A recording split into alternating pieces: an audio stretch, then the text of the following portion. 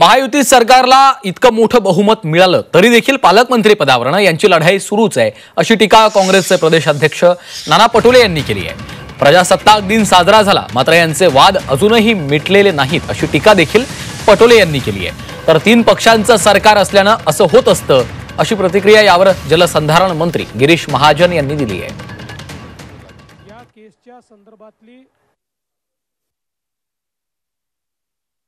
2 ठिकाणी रायगड आणि नाशिकमध्ये शिवसेना राष्ट्रवादी काँग्रेस आमच्यामध्ये थोडं बाकी ठिकाणी सर्व व्यवस्थित झालेलं आहे।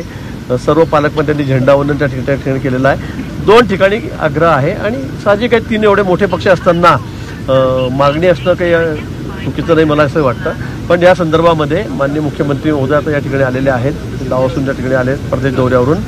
ते माननीय शिंदे साहेब आणि माननीय अजितदादा हे बसून त्या बाबतीमध्ये निर्णय करतील। त्या बाबतीमध्ये कुठे आंदोलन करा आणि कुठे रस्ता रोको करा आणि कुठे टायर जाळा, मला वाटतं त्याची गरज नाही आहे। हे सरकार आपल्या मोतीनच मरणार आहे, आपल्या मनानच मरणार आहे। या सरकारमध्ये गेल्या 1.25 महिन्यामध्ये कुठलाही ताळमेळ पाहायला मिळत नाही। मलाही खात्यासाठी यांच्या लढाया झाल्यात, मग पालकमंत्र्यांच्यासाठी आता लढाया सुरू आहेत।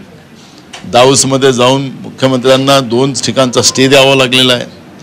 आज 26 जानेवारीच्या दिवशी तरी हा प्रश्न सुटेल असं आम्हाला वाटत होतं, तो सुटला नाही।